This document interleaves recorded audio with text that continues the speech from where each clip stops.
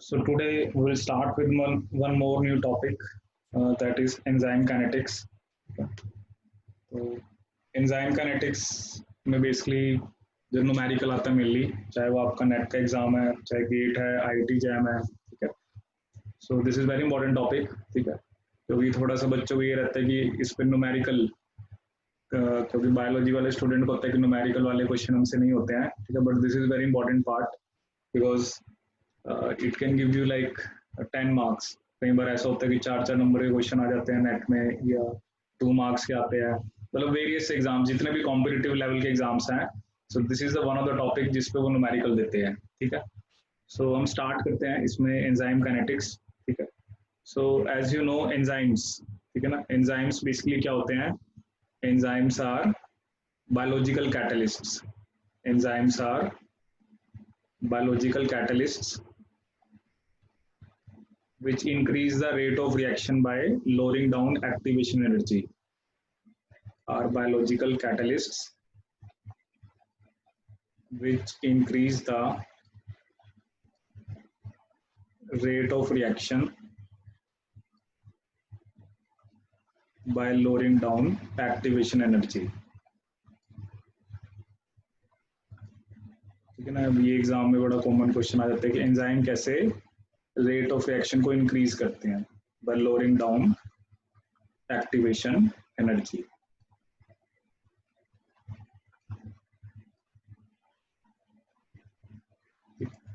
जैसे normally basically आपका कोई भी, जैसे हम ग्राफ ड्रॉ करते हैं,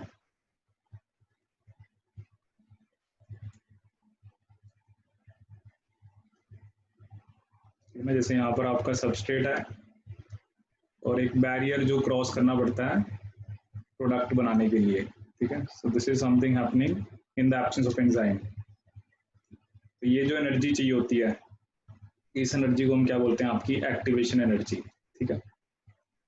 बट एब्सेंस ऑफ एंजाइम में क्या होता है? ये जो एक्टिवेशन एनर्जी है ये कम हो जाती है, तो जिससे सबस्ट्रेट से प्रोडक्ट आपका क्या बन जाता है? जल्दी बन जाता है, ठीक है। So this is activation energy. So enzymes क्या करते हैं? दे लो डाउन एक्टिवेशन एनर्जी, और जिससे आपका रेट ऑफ रिएक्शन फास्ट हो जाता है, ठीक है। एंजाइम तो चलो यूटिलाइज तो नहीं होता है, क्योंकि एंजाइम का क्या काम है? एंजाइम के साथ सबस्ट्रेट लगता है, ठीक है, उसने जो भी रिएक्शन करनी है, जैसे एंजाइम सबस्ट्रेट लगने के बाद ईएस कॉम्प्लेक्स बन गया, ईएस के बाद एंजाइम अलग हो गया, प्रोडक्ट अलग हो गया, तो एंजाइम तो फिर it is ready for next cycle, ठीक है। आप इसको दूसरी साइकिल में भी यूज कर सकते हो, ठीक है। अब दूसरी बात आती है कि नेचर ऑफ एंजाइम, ठीक है। जैसे मोस्ट ऑफ द जो एंजाइम्स होते हैं वो तो प्रोटीन ही होता है उनका nature. If you talk about nature of enzymes, मतलब जितने भी एंजाइम्स हैं मोस्टली कौन से होते हैं? आपके प्रोटीनेशियस, कि वो प्रोटीन्स हैं, ठीक है। But RNA can also act as enzyme, ठीक है ना, RNA can also act as enzyme, जिसे हम क्या बोलते हैं? आपका ribozyme, we call it ribozyme, ठीक है ना। ये भी एग्जाम में क्वेश्चन आता है कि जैसे जो जब हम मॉलिक्यूलर बायो पढ़ेंगे तो उसमें जैसे 23S राइबोसोमल आरएनए, ठीक है, ये बेसिकली बैक्टीरिया के अंदर पेप्टाइड बॉन्ड बनवाता है, ठीक है। और 28S राइबोसोमल आरएनए किसमें पेप्टाइड बॉन्ड बनवाता है? आपके यूकैरियोट्स के अंदर, ठीक है। मतलब इन दोनों के पास कौन सी एक्टिविटी होती है? Peptidyl transferase activity, peptidyl transferase activity, transferase activity, ठीक है। तो जनरली एंजाइम्स का नेचर प्रोटीन होता है, जैसे हम पढ़ते हैं बड़े सारे एंजाइम्स हैं, ट्रिप्सिन है, काइमोट्रिप्सिन है, या जितने भी होते हैं जनरली प्रोटीन ही होते हैं, but RNA can also act as enzyme, ठीक है। तो उसे हम क्या बोलते हैं? आपका राइबोजाइम।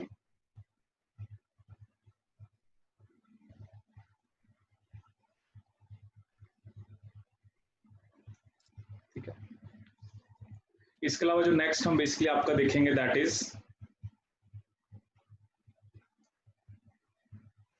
कि जैसे एक हमारे पास क्या होती है? Michaelis Menten equation, Michaelis Menten equation,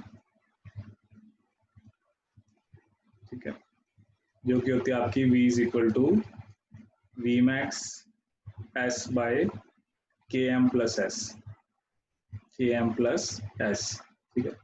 V मतलब जो रेट ऑफ रिएक्शन है and at any time, V max जो maximum rate of reaction attain होता है, S आपकी सबस्ट्रेट की कंसंट्रेशन है, ठीक है, और Km, ठीक है।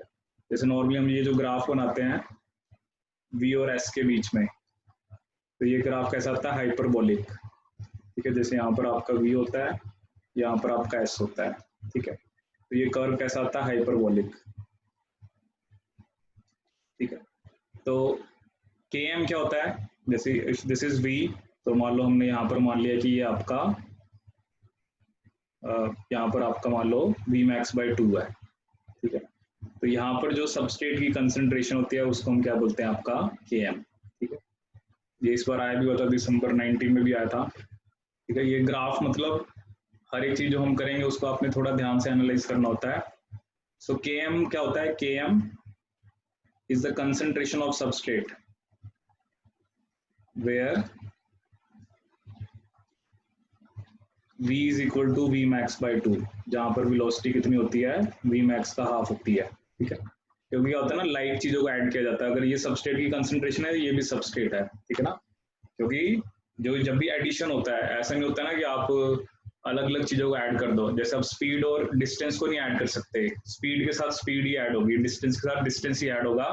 The same way, if S is the concentration of substrate, so Km also has to be the concentration of substrate, ठीक है। और जो Km होता है, Km हमें बेसिकली क्या बताता है, it tells about affinity of enzyme for substrate, about affinity of enzyme for substrate, ठीक है। Km हमें क्या बताता है, tell us about the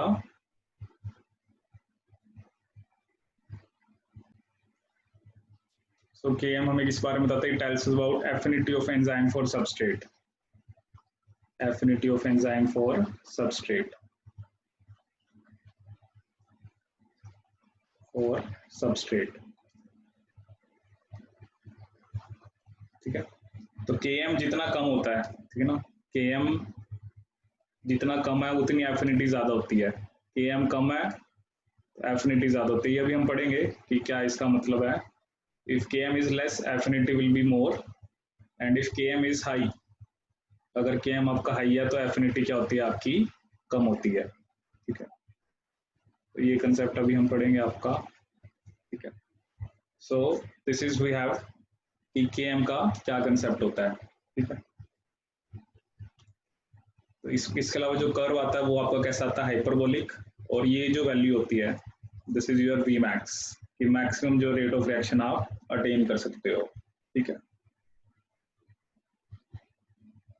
ठीक है, इसके अलावा जो Km होता है, जैसे हम Km के बारे में और क्या लिखते हैं, Km is independent of, Km is independent of enzyme and substrate concentration, enzyme and substrate concentration, and indicates the extent of binding, and indicates the extent of binding between the enzyme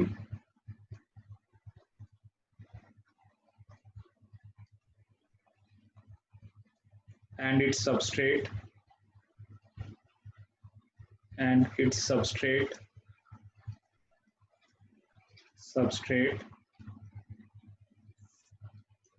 for a given substrate concentration, for a given substrate concentration, substrate concentration, ठीक है। तो Km हमें किसके बारे में बताता है, affinity के बारे में, ठीक है। इसके अलावा जो V max होता है वो दोनों पे डिपेंड करता है, V max is dependent on enzyme and substrate concentration, dependent on enzyme and substrate concentration.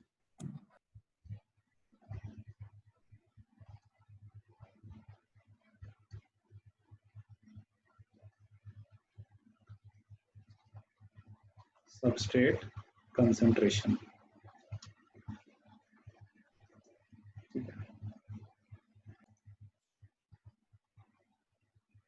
Question जैसे क्या होता है ना, जैसे आपका वेलोसिटी, उसने कहा कि वेलोसिटी जो है वो 10% ऑफ वी मैक्स है, velocity is 10% of V max. तो आप किसको कैलकुलेट करो, you calculate the concentration of substrate, ठीक है, कि कितना आपको सबस्ट्रेट चाहिए।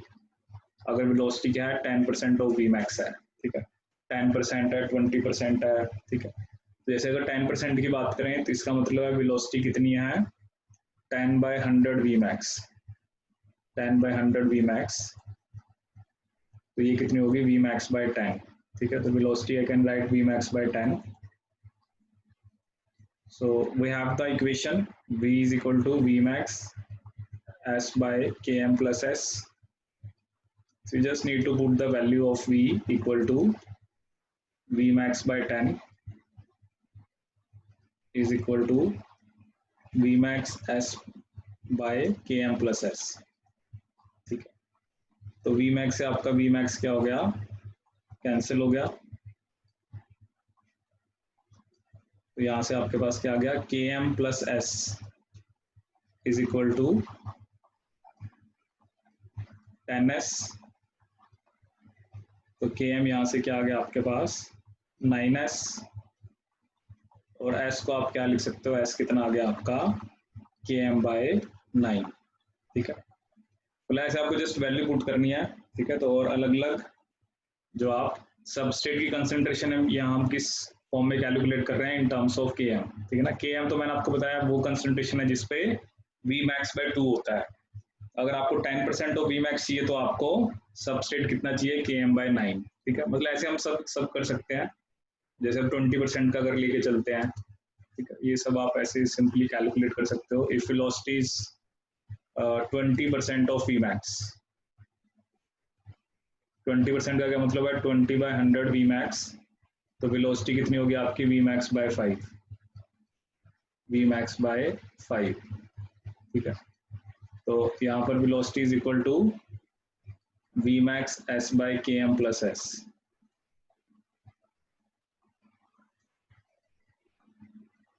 ठीक है। तो V max by 5 is equal to V max S by K M plus S.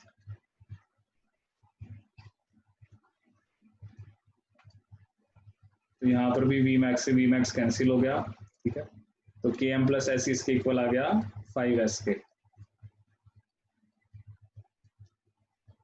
सो यहाँ से के एम किसके इक्वल आ गया 4s, और s किसके इक्वल आ गया के एम बाय 4, के एम बाय 4, ठीक है।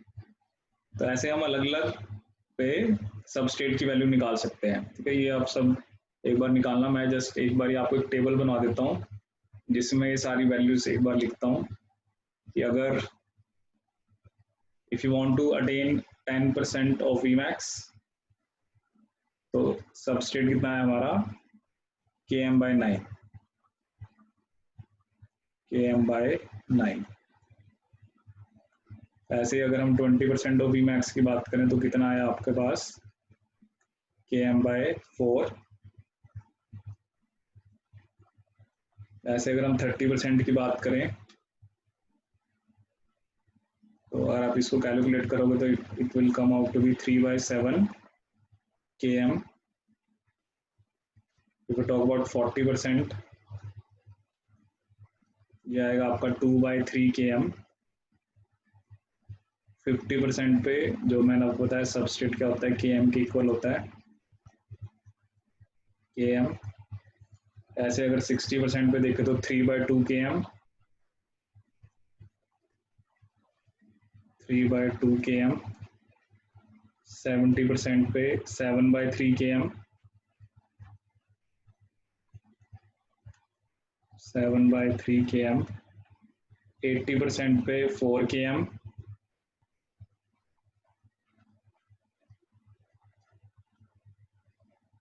और 90% पे आता है ये 9 km, ठीक है। तो यहाँ से हम ना थोड़ा सा ऑब्जर्व करेंगे कि बेसिकली हो क्या रहा है।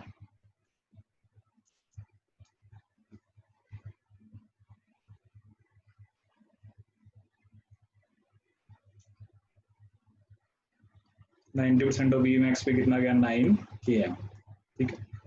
So you can easily calculate these values, not a big deal कि जस्ट आपको वैल्यू पुट करनी है। जैसे मैंने यहाँ पे पुट करा V max by 10, V max by 5, ऐसे ही 30% मतलब 30/100, 3/10 वी मैक्स, ऐसे ही 4/10, that is just a simple way. So basically है क्या, यहाँ पर हम कहना क्या चाह रहे हैं, जैसे मान लो मैंने कह दिया कि अगर आपको 50% वी मैक्स अचीव करना है तो आपको KM चाहिए, ठीक है ना।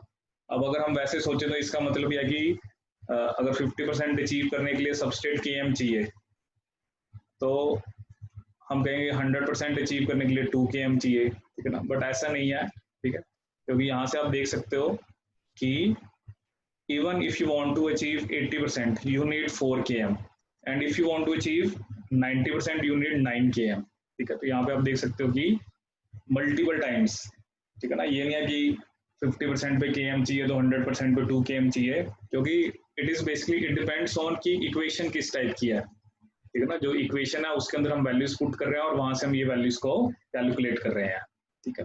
सो ये जस्ट आपको बेसिक, क्योंकि एग्जाम में क्वेश्चन आ जाता है कि 10% वी मैक्स अचीव करना है या 20 करना है या 40 करना है, 60 करना है, तो ये आपका क्वेश्चन आ सकता है, ठीक है।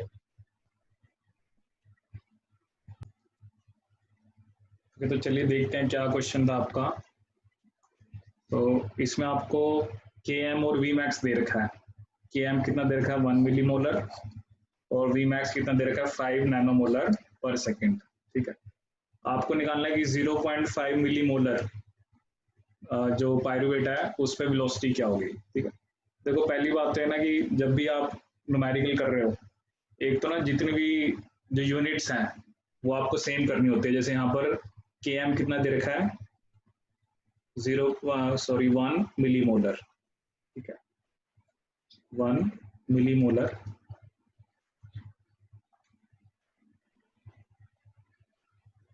ठीक है। और आपको जो वी मैक्स है वो कितना दे रखा है 5 नैनोमोलर पर सेकेंड, ठीक है। जैसे एग्जाम में ना यहाँ पर ये लिखा भी होगा, जैसे मान लो यहाँ पर ऑप्शन के बाद कि आपको, मान लो मैंने कह दिया आपको नैनोमोलर में ही वैल्यू निकालनी है, ठीक है। वो डिपेंड होगा जो भी होगा, मिलीमोलर में भी हो सकता है, नैनोमोलर में भी। और वी कितना दे रखा उसने आपको 0.25 मिलीमोलर, ठीक है। अब ऑब्वियसली आपको आंसर तो नैनोमोलर में निकालना है, तो पहले आप सबको नैनोमोलर में कन्वर्ट करो, ठीक है।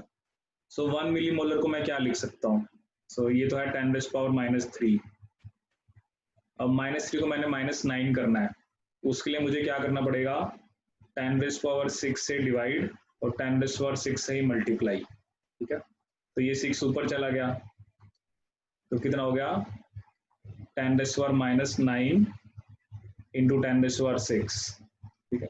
तो मतलब 1 millimolar is equal to 10⁻6 nanomolar, ठीक है, क्योंकि -9 तो नैनो हो गया, 10⁻6 नैनोमोलर। ऐसे आप इसको करोगे तो ये भी क्या होगा 0.25 इंटू 10⁻6 नैनोमोलर, ठीक है ना। जैसे जो आपका गेट का एग्जाम होता है ना और जैसे IIT जैम होता है उसमें ऐसा fill in the blank question आता है, तो फिल इन द ब्लैंक में क्या होता है ये आपने ध्यान रखना है, क्योंकि जितने भी न्यूमेरिकल होते हैं ना उसमें सबसे बड़ा जो बच्चे मिस्टेक करते हैं वो यही होते हैं कि यूनिट्स को हम ठीक से नहीं कन्वर्ट कर पाते, क्योंकि जब तक आप ऐसे नहीं है ना कि एक यूनिट कोई और है दूसरी कोई और है, ऐसे से फिर क्वेश्चन का आंसर गलत ही आएगा। One thing you need to remember that all the units that has to be in the like same. If it is, अगर जैसे उसने मिलीमोलर में पूछा था तो मैं सारों को मिलीमोलर में लेता, बट अगर उसने कईयों को उसने जैसे आंसर नैनोमोलर में पूछा है तो फिर मैं आंसर फिर मैंने सभी को नैनोमोलर में कन्वर्ट कर दिया, ठीक है। सो अगर यहाँ पर हम देखें तो जो हमारे पास इक्वेशन थी, ठीक है, V तो हमें कितना है हमारे पास 0.25 इंटू 10⁻6, ठीक है। V तो हमें बेसिकली कैलकुलेट करना है, सॉरी V हमें कैलकुलेट करना है, V मैक्स कितना है 5, V मैक्स इंटू S, ठीक है। ये आपका सबस्ट्रेट है, मतलब ये आपका ऐसा इस सबस्ट्रेट के ऊपर आपने निकालना है, ठीक है। So v is equal to V max, s कितना है 0.25 इंटू 10⁶। km हमारा बेसिकली कितना दे रखा है 1 इंटू 10⁶, प्लस s कितना है 0.25 इंटू 10⁶। ठीक है, तो अगर हम इसको सॉल्व करें तो 5 इंटू 0.25 कितना आएगा 1.25 इंटू 10⁶। नीचे भी सेम कि 1 इंटू 10⁶ प्लस 0.25, तो ये भी 1.25 इंटू 10⁶। तो ये सारा तो कैंसिल हो गया, तो आंसर कितना आ गया आपका 1 नैनोमोलर पर सेकेंड, 1 नैनोमोलर पर second. Units of enzyme activity.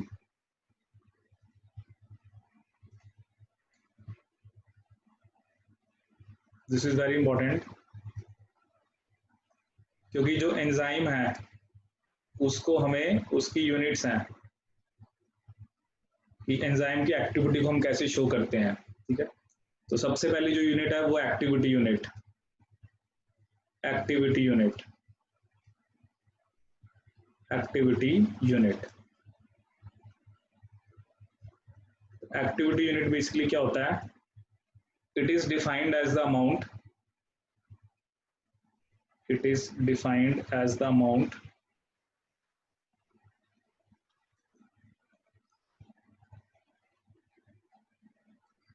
which will catalyze the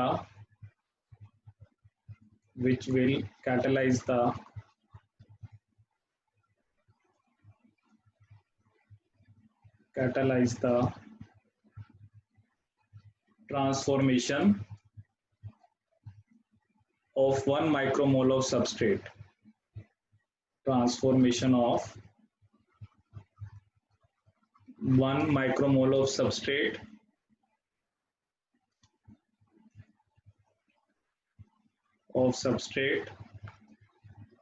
per minute under standard conditions, under standard conditions, standard conditions। तो एक्टिविटी यूनिट वो अमाउंट है एंजाइम की जो 1 माइक्रोमोल सबस्ट्रेट को प्रोडक्ट करते हैं, एक माइक्रोमोल सबस्ट्रेट को प्रोडक्ट में कन्वर्ट करती है 1 मिनट के अंदर। ठीक है, 1 मिनट के अंदर। ठीक है, जैसे मान लो आपके पास सबस्ट्रेट है, हमने स्टैंडर्ड क्या सेट कर दिया 1 माइक्रोमोल। ठीक है, उसको आपने कन्वर्ट कराना है प्रोडक्ट के अंदर। ठीक है, स्टैंडर्ड क्या सेट कर दिया, एक तो 1 मिनट में कराना है, 1 माइक्रोमोल को 1 मिनट के अंदर। तो उसके लिए कितना एंजाइम चाहिए। ठीक है, क्योंकि अलग अलग एंजाइम्स की अलग अलग एफिनिटी होती है, तो कुछ एंजाइम ऐसे होंगे जिनकी अमाउंट आपको ज्यादा चाहिए होगी, कुछ ही कम चाहिए होगी। ठीक है, ऐसी दूसरी यूनिट होती है cattle. What is basically cattle? Cattle, it is the amount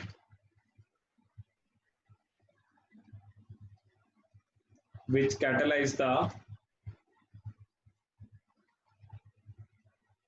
transformation of 1 mole of substrate per second, transformation of 1 mole of substrate per second,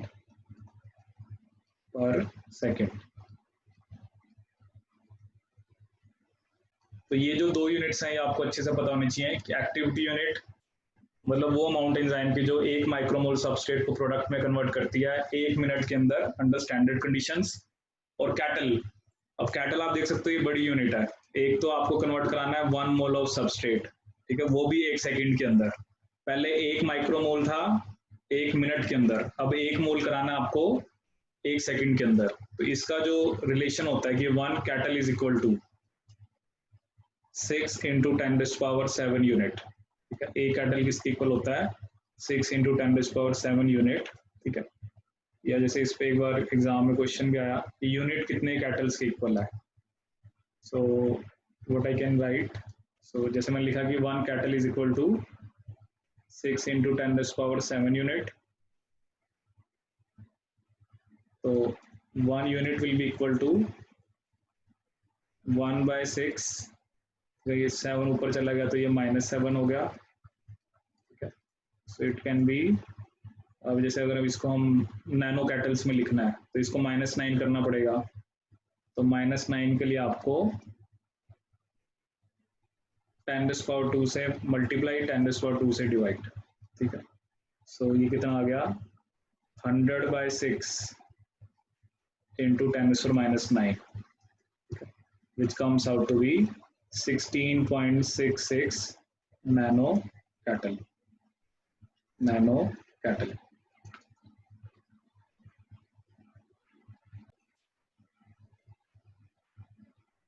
So 1 unit is equal to 16.66 nano cattle, ठीक है। तो एक मैंने आपको activity unit बताई, एक cattle बताई, और एक आप याद रखो स्पेसिफिक एक्टिविटी,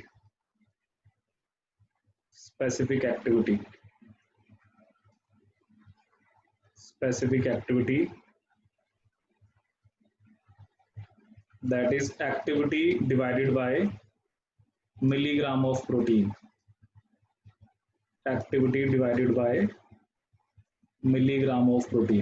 मतलब जितना भी अमाउंट होगी वो आपको मिलीग्राम में लिखना है। जैसे कई बार ना पेपर में मान लो आपको जो प्रोटीन है वो माइक्रोग्राम में दिया हुआ है, ठीक है, तो पहले आपको किस में कन्वर्ट करना पड़ेगा, मिलीग्राम में। ये करेंगे अभी हम क्वेश्चंस।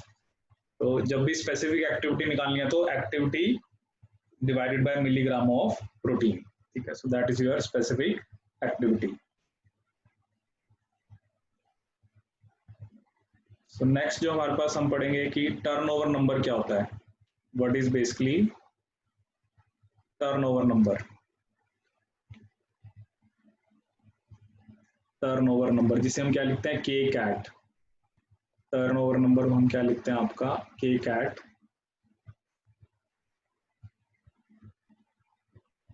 ठीक है। So it is defined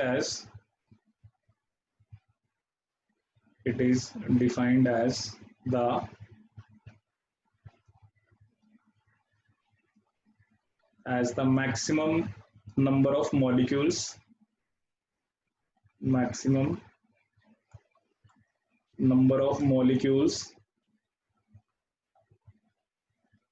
of substrate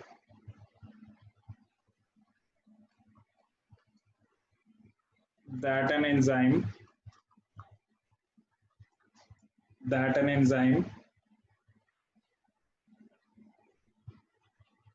can convert to product,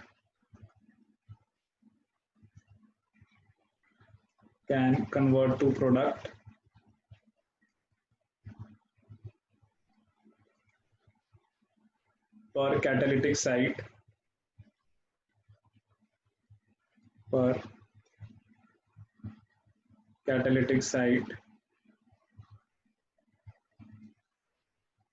per unit of time,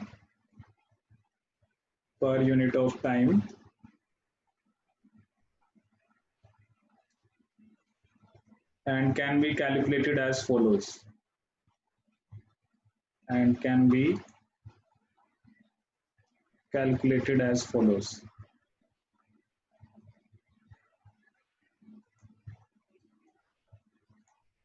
ठीक है। मतलब कि टर्नओवर नंबर क्या होता है, it is defined as the maximum number of molecule of substrate that an enzyme can convert to product per unit per catalytic site per unit of time, ठीक है। तो इसका जो फॉर्मूला होता है कि हम टर्नओवर नंबर का क्या फॉर्मूला होता है, so it has to be K cat is equal to V max by ET, V max सबको पता है कि जो मैक्सिमम रेट ऑफ रिएक्शन है, और ईटी क्या आपका टोटल एंजाइम कंसंट्रेशन,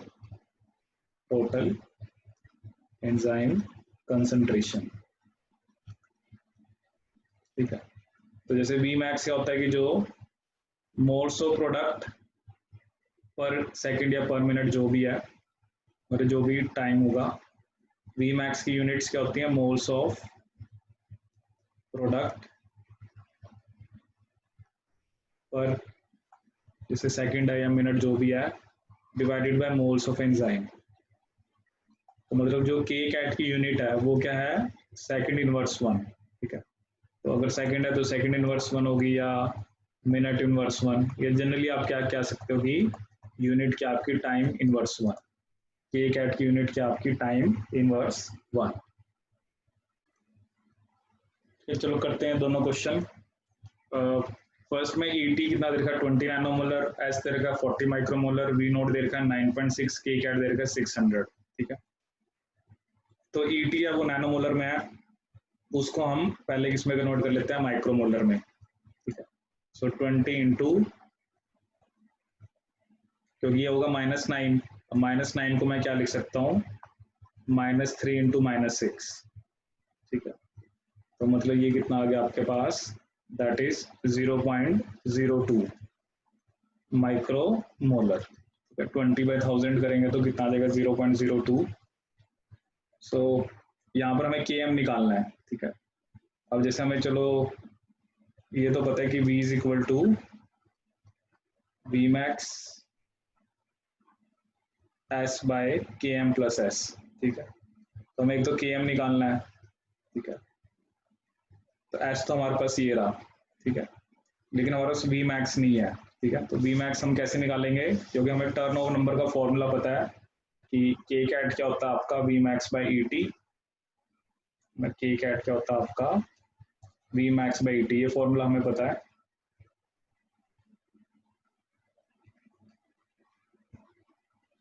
तो यहाँ पर ऑब्वियसली आपका के कैट कितना है, 600, वी मैक्स हमें निकालना है, ई टी कितना है 0.02 माइक्रोमोलर। ठीक है, so when you solve this Vmax will come out to be 12 micromolar पर second.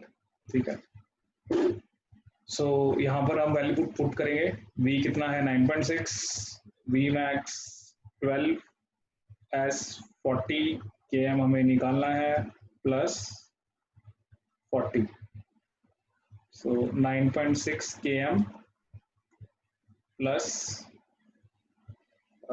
40 into 9.6, it is 480. So 9.6 km plus 384 is equal to 480. तो 9.6 km किसके इक्वल आ गया 96, और km किसके इक्वल आ गया आपका 10 माइक्रोमोलर, 10 माइक्रोमोलर, 10 माइक्रोमोलर। तो अगर हम सेकंड क्वेश्चन देखें तो इसमें आपको वी मैक्स गिवन है। ठीक है, जैसे ये आपको वी मैक्स कितना है 3.47, एंजाइम कंसंट्रेशन गिवन है और molecular weight of enzyme given है। ठीक है, तो ऑब्वियसली यहाँ पर आपको वी मैक्स कितना गिवन है, that is equal to 3.47 moles per litre per minute. इसके अलावा जैसे हमें एंजाइम की कंसंट्रेशन वो कितनी गिवन है 6.85 इंटू 10⁻⁻1 ग्राम पर लीटर। ठीक है, और मॉलिक्यूलर वेट कितना है 12,800 ग्राम पर मोल, 12,800 ग्राम पर मोल। ठीक है, तो बेसिकली यहाँ पर एक तरह से क्या है आपका कि वी मैक्स गिवन है, एंजाइम कंसंट्रेशन है, मॉलिक्यूलर वेट है, ये तीनों चीजें आपको क्या है गिवन है। ठीक है, क्योंकि मैंने आपको फॉर्मूला बताया था जो कि जो के कैट है उसमें मोल्स ऑफ जो भी प्रोडक्ट है, जैसे मोल्स ऑफ प्रोडक्ट तो दे रखे हैं 3.47। ठीक है, अब मोल्स ऑफ एंजाइम, क्योंकि वेट और मॉलिक्यूलर वेट दे रखा है, हमें पता ना मोल्स क्या होते हैं आपके, given weight by molecular weight. तो यहाँ पे गिवन वेट कितना है आपका 6.85 इंटू 10⁻⁻1, और मॉलिक्यूलर वेट ऊपर चला जाएगा विच हैज टू बी 12,800। तो जब आप इसको सॉल्व कर रहे हो करोगे तो आपका कितना आ जाएगा 6.48 इंटू 10⁻⁴ मिनट इनवर्स 1। ठीक है, मतलब के कैट की यूनिट क्या होती है आपकी टाइम इनवर्स 1।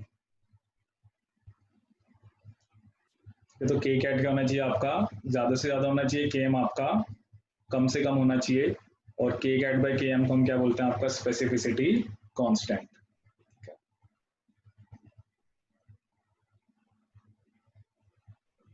नेक्स्ट जो टॉपिक हम इसमें पढ़ेंगे कि लाइनवीवर बुर्क प्लॉट क्या होता है। ठीक है, दो टाइप के प्लॉट हम पढ़ेंगे, एक लाइनवीवर और एक पढ़ेंगे आपका एडी-हॉफस्टी प्लॉट। ठीक है, that is just a presentation की जो इक्वेशन है, इक्वेशन आपकी क्या थी, v is equal to V max S by K M plus S.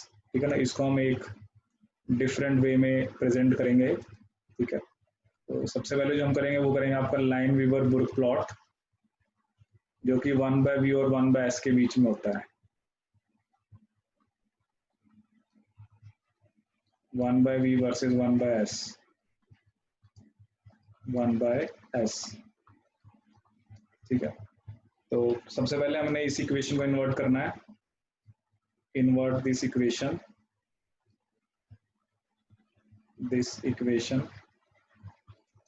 तो यहाँ पे क्या आ जाएगा, 1 by V is equal to K M plus S by V max dot S.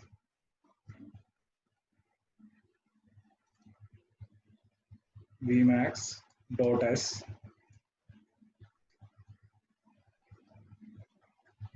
ठीक है, तो इसको और क्या लिख सकते हैं, 1 by V is equal to K M by V max dot 1 by S plus S by V max dot S. तो ये कैंसिल हो गया आपका, तो 1 बाय वी किसके इक्वल आ गया, K M by V max dot 1 by S plus 1 by V max. ठीक है, सो एक तरह से ये क्या आ गया, आपकी straight line equation, that is y is equal to M X plus C. ठीक है, y एक्सिस पे हम 1 बाय वी रखेंगे, m आपका स्लोप हो गया, x एक्सिस पे 1 बाय एस और 1 बाय वी मैक्स क्या हो गया आपका y इंटरसेप्ट। ठीक है, तो अगर इसको हम एज ए ग्राफ की फॉर्म में दिखाएं,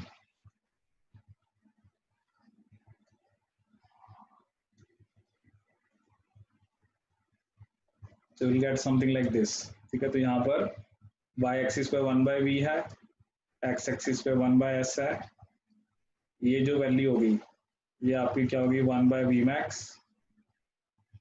ये जो वैल्यू होगी वो क्या होगी आपकी -1 बाय के एम, और आपका जो स्लोप है इट हैज टू बी के एम बाय वी मैक्स, के एम बाय वी मैक्स।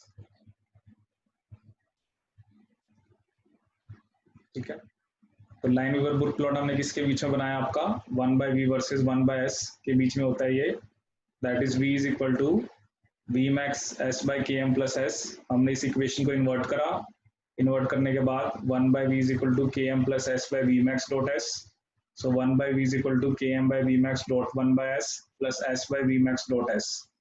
तो ये हमारे पास इक्वेशन आ गई, क्योंकि हमें ग्राफ किसके बीच में बनाना है, 1 बाय वी और 1 बाय एस के बीच में, slope K M by V max, Y intercept is 1 by V max, और जो ये जो वैल्यू आई है कि जब 1 by V is equal to 0 है, कि जब 1 बाय वी 0 होता है तो 1 बाय एस किसके इक्वल होता है, -1 बाय के एम। ठीक है,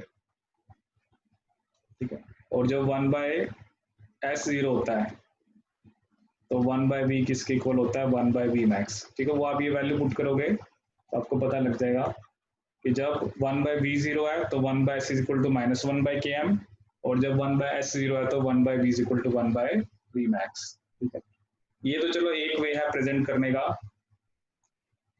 एक हमारे पास होता है एडी-हॉफस्टी प्लॉट, एडी-हॉफस्टी प्लॉट, ये किसके बीच में होता है, v और v बाय s के बीच में, Eadie Hofstee plot, it is the graph between v versus v by s, v versus v by s। ठीक है, तो यहाँ पे भी वही इक्वेशन है, v is equal to V max, तो चलो हमें अरेंजमेंट करके उस फॉर्म में लिखना पड़ता है, bye K M plus S. ठीक है, तो इसमें हमें क्या करना है, invert this equation and multiply with V max, invert this equation and multiply with V max, and multiply with V max. V max, V max, ठीक है। तो यहाँ पे क्या आ गया, 1 by V is equal to, इसको भी वी मैक्स से मल्टीप्लाई कर देना है, is equal to K M by V max dot S, ये भी वी मैक्स से मल्टीप्लाई हो गया, plus S by V max dot S into V max, ठीक है। तो जैसे आप यहाँ पे देख सकते हो कि वी मैक्स से वी मैक्स गया, एस से एस गया, ठीक है। यहाँ पर भी वी मैक्स से वी मैक्स गया, तो V max is equal to your K M dot V by S plus V, मतलब वी को हम उस तरफ ले गए, तो हमें ग्राफ इसके बीच में बनाना है, वी और वी बाय एस के बीच में, तो V can be written as minus K M V by S plus V max. तो ये हमारे पास इक्वेशन आ गई, y is equal to M X plus C, M X plus सी।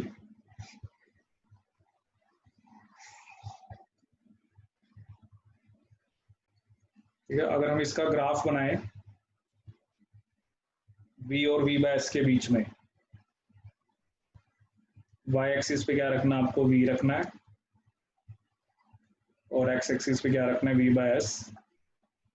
तो जो हमारे पास ग्राफ आता है it will be something like this, ठीक है। तो ये जो वैल्यू होती है, ये वैल्यू होगी आपकी v मैक्स, और जो स्लोप होगा वो क्या होगा, माइनस के है।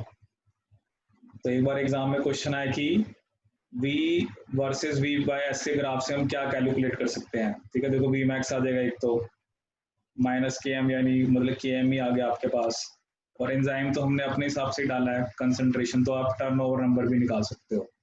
मतलब v और v बाय s के ग्राफ से you can calculate v max, you can calculate km, and you can calculate your turnover number, ठीक है। so this is important कि v और v बाय s के ग्राफ से हम क्या क्या कैलकुलेट कर सकते हैं, ठीक है। तो जैसे एक क्वेश्चन मैं आपको देता हूँ, जैसे मतलब मैंने आपको ये ग्राफ दिया,